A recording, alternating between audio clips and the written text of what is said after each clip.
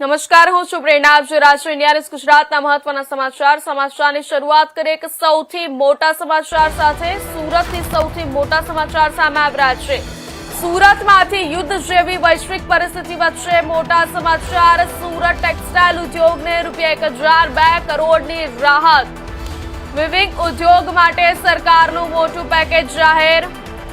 4500 file clear. ઉદ્યોગકારોમાં ખુશીનો માહોલ છવાયો છે. ઉદ્યોગકારોમાં યુદ્ધ અસર વચ્ચે ઉદ્યોગને મળશે નવી ગતિ. મહત્વના સમાચાર જણાવી દઈએ. સુરતમાંથી યુદ્ધ જેવી વૈશ્વિક પરિસ્થિતિ વચ્ચે મોટા સમાચાર સામે આવ્યા છે. સુરત ટેક્સટાઇલ ઉદ્યોગને 1002 કરોડની રાહત પેકેજ જાહેર કરવામાં આવ્યું છે. સુરત શહેરમાંથી યુદ્ધ જેવી વૈશ્વિક પરિસ્થિતિ વચ્ચે એક મહત્વની અપડેટ સામે આવી છે. શહેરના ટેક્સટાઇલ ઉદ્યોગ માટે સરકાર તરફથી મોટી રાહત જાહેર કરવામાં આવી છે. મિડલ ઇસ્ટમાં ચાલતા યુદ્ધના પ્રભાવને કારણે સુરતના કાપડ ઉદ્યોગના નિકાસ ઓર્ડરોમાં નોંધપાત્ર ઘટાડો થયો હતો, જેના કારણે ખાસ કરીને વિવિંગ ઉદ્યોગ મંદીમાં સપડાયો હતો. આ પરિસ્થિતિમાં સરકારે વિવિંગ ઉદ્યોગને ટેકો આપવા માટે કુલ 1002 કરોડની સબસિડી રિલીઝ કરી છે.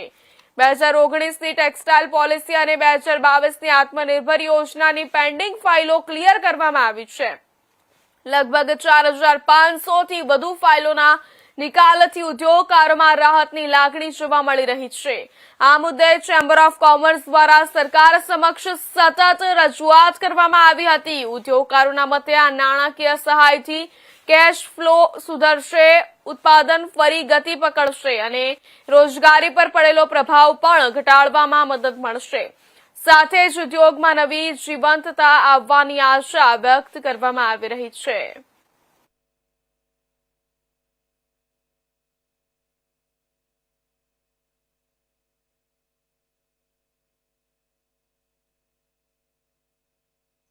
અશોક ગોટી વિવર છું. હવે સરકારશ્રીને અત્યારે સબસિડીને જે જાહેરાત કરી છે તો એનો ફાયદો અમને સારો એવો મળશે કે કારીગરો વતન જતા હતા તો એની માટે અમે થોડોક સપોર્ટ કરી શકશું.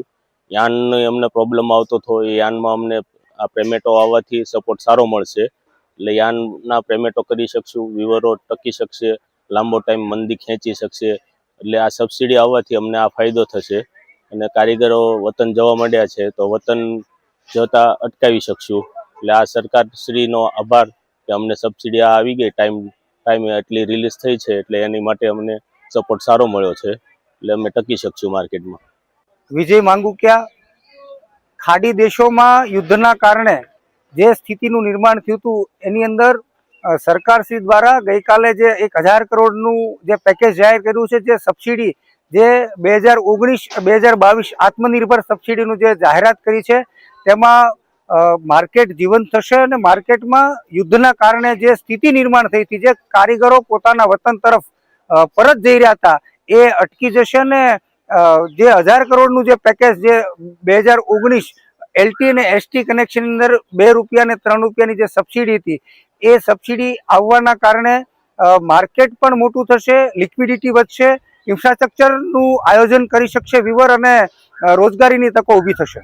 નમસ્કાર, હું છું નિખિલ મદ્રાસી, પ્રમુખ ધી સદન Gujarat chamber of commerce and industry Surat. મિત્રો, જે યુદ્ધની પરિસ્થિતિ છે, યુદ્ધની પરિસ્થિતિની અંદર અમે આગાહી કરી હતી કે આ યુદ્ધ લંબાશે અને તેમ જ થયું અને એને કારણે પરિસ્થિતિ બગડશે તેવું પણ અમે કહ્યું હતું. એટલે અમે રાજ્ય સરકારને પહેલે જ દિવસે રજૂઆત કરી દીધી હતી કે અમારી જૂની જે ટેક્સટાઇલની ફાઇલો છે, 2019ની પોલિસી અંતર્ગત સબસિડીઓ બાકી છે, 2022ની આત્મનિર્ભર પોલિસીની અંદર સબસિડીઓ બાકી છે, એનો જો તાત્કાલિક નિકાલ લાવવામાં આવે તો આર્થિક તરલતા રહે. સરકારે અમારી આ વાત સાંભળી, એમણે આ વાતનો સ્વીકાર કર્યો અને મને જણાવતા આનંદ થાય છે કે ગુજરાત સરકારે લગભગ 4500 ફાઇલો એક સાથે ક્લિયર કરી દીધી છે અને ₹1000 કરોડની ઉપર આ સબસિડીના રૂપિયા હવે સૌના ખાતામાં જમા થશે. આમ થવાને કારણે આર્થિક તરલતા વધશે અને વર્તમાન જે ખરાબ પરિસ્થિતિ છે તેમાં આ ટેક્સટાઇલ ઉદ્યોગને સદ્ધર ટેકો પ્રાપ્ત થઈ રહેશે એવું મારું માનવું છે. શું લાગે છે સુરતના 1000 કરોડને કારણે કેટલું સફળ સાબિત થઈ? 1000 કરોડ એ તો સંજીવની કહેવાય, એ કંઈ પૂર્ણ ઉદ્યોગ નથી, પરંતુ જ્યારે બધું પડતું હોય ને ત્યારે કંઈક બચાવવા વાળો આર્થિક સહારો પણ પ્રાપ્ત થઈ જાય ને તો એ બહુ મોટી ઘટના કરાય. એટલે હું માનું છું કે આટલા રૂપિયા પણ એ આ 4500 લોકો માટે બહુ મોટા સાબિત થશે તેવું લાગી રહ્યું છે.